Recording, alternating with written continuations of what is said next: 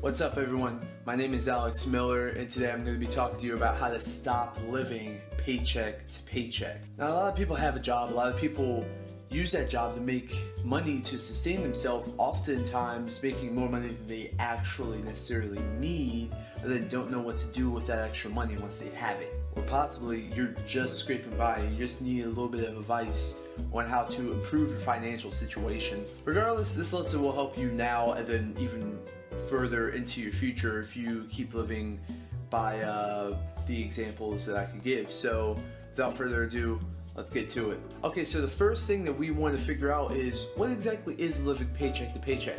Well, to put it shortly, paycheck to paycheck means that your income equals your expenses. The amount of money you make equals the amount of money that you're paying, represented by the equation I equals E, income equals expenses. Now this isn't the worst case that you could possibly be in. Even worse than that is income is less than your expenses, also known as this equation I, income less than expenses.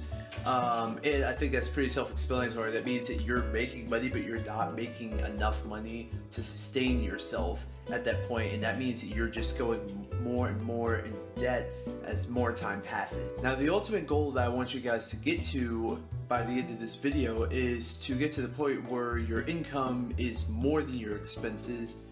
Income is more than expenses, because that means that you're able to sustain yourself and you also have a little extra money left over to do whatever you want with. Now there are two primary ways of achieving this goal, and those two primary ways I like to call the offensive and the defensive approach. Now, depending on your financial situation, you might need to do both of these approaches, or you might just need to do one of these approaches, or you could only need to do one but do both to maximize the amount of money that you have left over. For example, if you're already doing pretty well, like you already pay bills, you already have some money left over, you just want to increase that amount of money, you could do one or you could do both. But if you're constantly going into debt as more time progresses, like after each pay period you just don't have enough money, and so after each month it gets worse and worse, it might do you some good to do both of these options.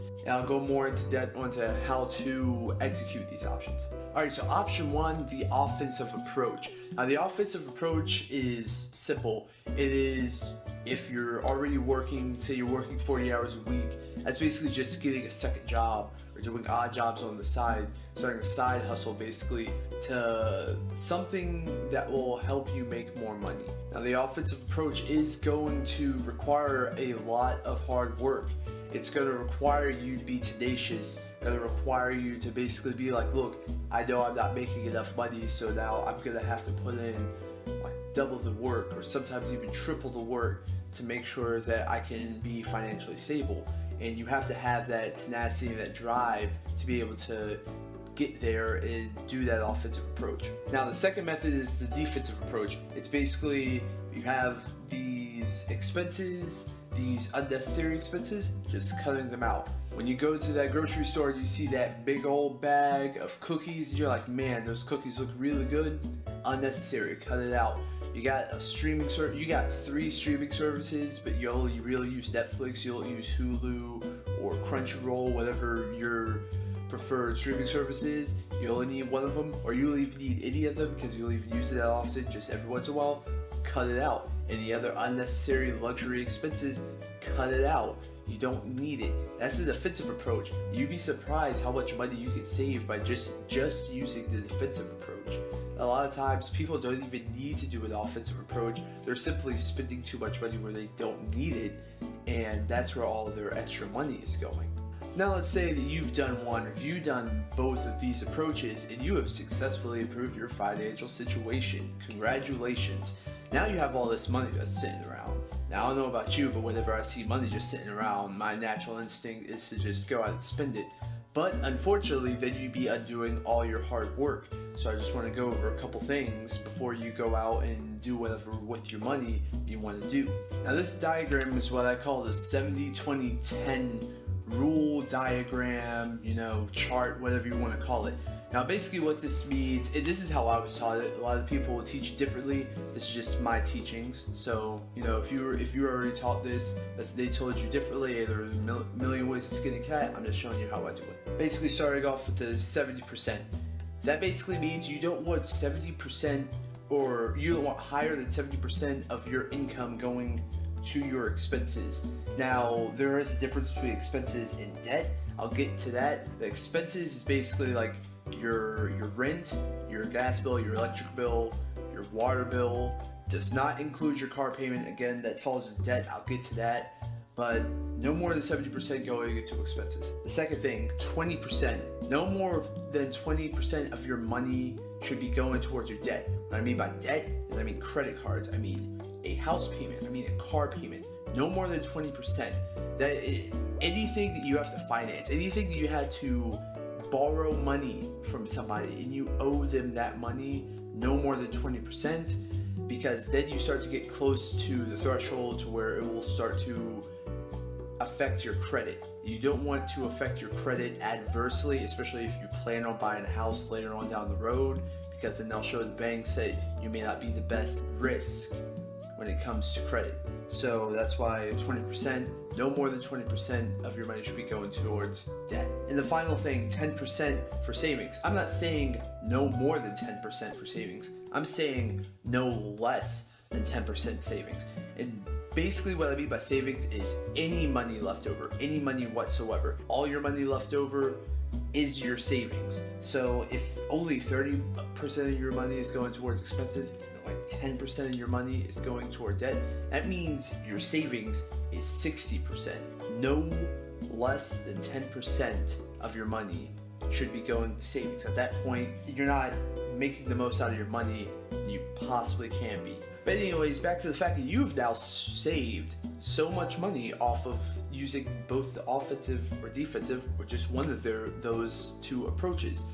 What do you do with that money? Well, there are a lot of options that you can use your money on. I'm just going to go over some of my favorites. The first one, and this is pretty obvious, everyone tells you this, saving the money. Just straight up saving it. Just throwing it in a checking account and saving it. Now when you throw it in a savings account, I don't mean just, hey, throw it in there, never touch it, let it sit there for 50 years until you retire and reap the benefits of that 0.02% interest rate for a savings account. No, this is mainly meant for a rainy day fund. By rainy day fund, I mean if you take in a expense, you did not foresee this expense, like you had to go to the hospital and you didn't have health care or something, so you did take it on another expense like that, that money would come out of your rainy day fund, because at that point, hey, you didn't expect it, you might have already spent all your spending money, so then you're gonna need that rainy day fund. My second thing is investing. Now, it could be investing into a company, it could be investing into real estate, whatever. Just investing into the stock market even. I invest into the stock market. I invest into dividend stocks, which is basically I put money into these stocks and then they pay me back over a period of time. That's my example of investing. And I understand that the stock market can be like really scary. We've all heard the horror stories, but if you do your research, you start to understand exactly what all goes into it, it becomes less of this giant beast and more of, yes, a challenge that is to be overcame, but you can overcome the challenge easier than you might think. And finally, the last thing that I want to say that you can put in your money into is yourself.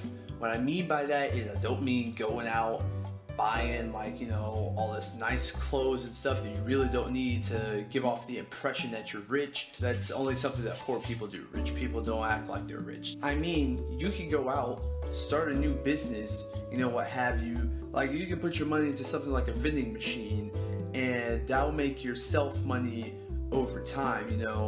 Location of the vending machine matters in that case, but still, it'll make you money. You can invest into that to improve your financial situation even further. You can buy yourself something like a microphone for a YouTube channel to start making videos. If you're either into music, like I also do music, that's what this microphone was originally for, or you want to make an educational YouTube channel, that's what I mean by investing into yourself. Well, anyways guys, that's all I have for you on this topic. You know, I'm not saying that if you follow these steps verbatim, then you will stop living paycheck to paycheck, but I promise that it will at the very least, help improve your financial situation. If you like this video, go ahead and give it a thumbs up and hit that subscribe button for your boy, and I'll catch you all next time. Have a good one.